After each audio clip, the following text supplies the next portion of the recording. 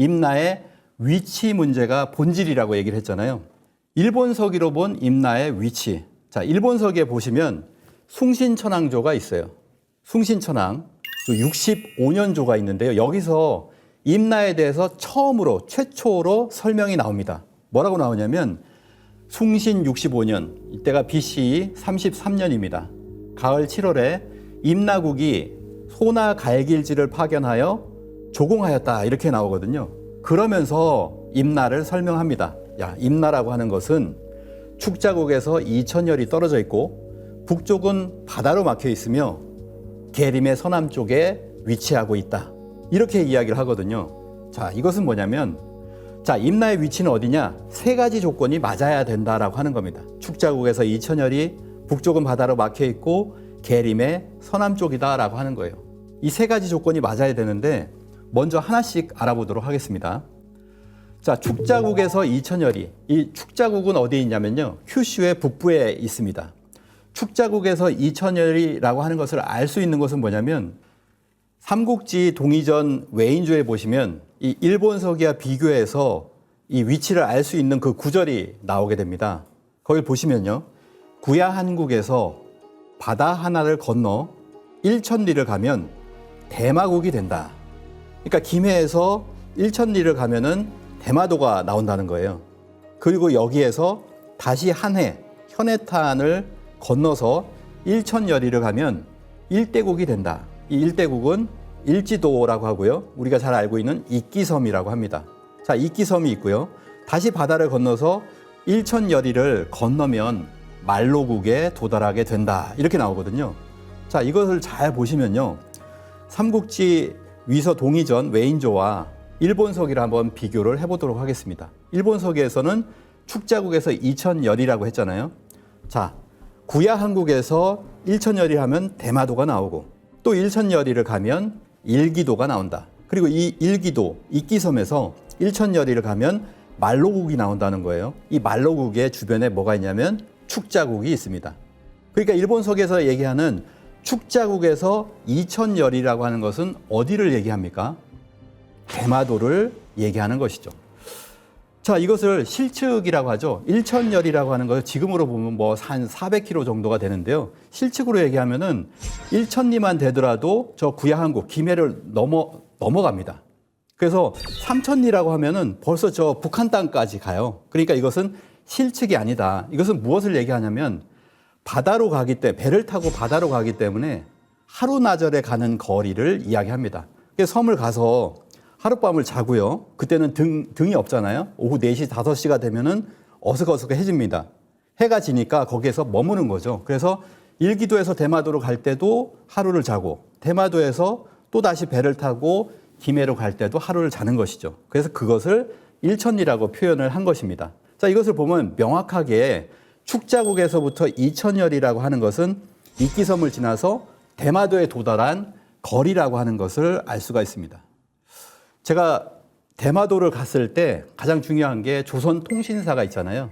조선통신사가 있는데 이 통신사가 쭉 이동을 해서 중심부로 이렇게 들어갈 때 대마도를 건너게 되는데, 자, 대마도에서 보시면은 거기서 또 하루를 머물고 일기도에서 하루를 머물고 그 다음에 이제 큐슈 북부로 가는 그 노선을 알 수가 있거든요. 똑같습니다. 조선시대까지도 똑같이 건넜다라고 하는 것이죠. 자, 두 번째로 북쪽은 바다로 막혀 있다. 북조해라고 합니다. 이 조라고 하는 것은 무엇이냐면 막힐 조예요. 분명하게 대표적인 뜻은 뭐냐면 막힐 조라고 하는 뜻이거든요. 북쪽은 바다로 막혀 있다라고 하는 것은 뭐냐면 북쪽이 바다라는 거예요. 북쪽이 바다다라고 하는 겁니다. 그래서 이것을 해석을 하면 김해가 나오지 않기 때문에 일본의 식민사학자들이 전부 다 이걸 다르게 해석해요. 일본의 관학자 미시나 쇼에이는 북조해의 주어를 이게 임나가 될 수밖에 없는데 축자국으로 바꾸어서 해석을 해버립니다. 어떻게든 이걸 한반도 남부에 비치하려고 시도를 해보는 거죠. 또 세마스 야스카제 같은 경우에는 이 축자국 2000열이 여기에서 끝나야 되거든요. 그 다음에 북조해 이렇게 나오잖아요. 근데 북을 갖다가 앞에다가 붙여버려요. 앞에다 붙여서 축자국 2000열이 북, 그 다음에 조해 이런 식으로 해석을 해버립니다. 이게 얼토당토하는 해석인데도 불구하고 왜 이렇게 해석을 하느냐? 바로 한반도 남부에 맞추기 위한 그런 부분이거든요. 근데 그러면은 우리 학계는 어떠느냐라고 했을 때, 자, 보시죠. 자, 여기 보시면 그 부분이 나옵니다. 일본서기 부분이 한국사 데이터베이스에 나와 있고요. 거기에 우리 학계가 주석을 달았어요. 주석에 뭐라고 써 있습니까? 북쪽은 바다로 막혀 있으며라고 하는 것은 일본서기 편찬자의 잘못인 듯하다. 이렇게 나와 있잖아요. 일본서기 편찬자가 잘못을 했다는 거예요. 잘못 적었다. 이렇게 원문을 부정하는 방식으로 어떻게 보면 일제 사학자들보다 더 강력한 방법을 쓰고 있는 거죠. 자, 또 하나 보도록 하겠습니다. 동북아 역사재단.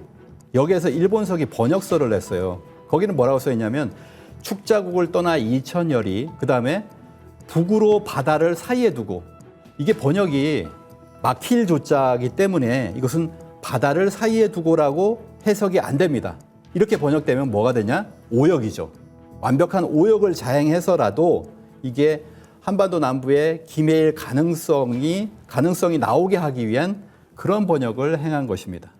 자, 정리를 하자면 북쪽이 바다에 막혀 있다는 해석 이외에 다른 해석이 불가능함에도 불구하고 동북아 역사재단은 임나를 한반도에 위치시키기 위해 바다를 사이에 두고라고 고의로 오역을 자행했다. 국사편찬위원회는 마음에 안 드는 글자가 나오면 오류, 편찬자의 잘못이라고 했다라고 하는 것이죠. 그래서 이 북조해는 다르게 해석할 수 없다라고 하는 겁니다. 이 북조해도 정확하게 대마도에는 맞아 떨어지는 거죠. 자, 두 개의 조건이 맞았습니다.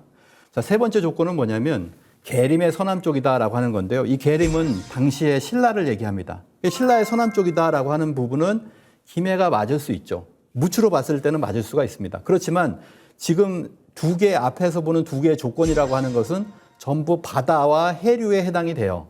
축자구에서 이천열이라고 하는 것도 그다음에 북조해라고 하는 것도 결국 바다와 해당이 되잖아요. 그래서 바다 쪽으로 나오는 부분, 그러니까 왜가 예전에 퇴각을 하는 그런 추정 경로가 있는데요. 그 추정 경로로 이렇게 본다면은 서남 쪽도 맞다라고 하는 거죠. 그래서 이 세 가지 조건이 다 맞는 것은 대마도밖에 없다라고 하는 것을 알 수가 있습니다. 그래서 일본서기가 밝힌 임나의 3대 조건, 축자구에서 이천열이 북쪽은 바다로 막혀 있고 계림의 서남 쪽이라고 하는 것은 바로 대마도다. 이것이 확고한 대답이다.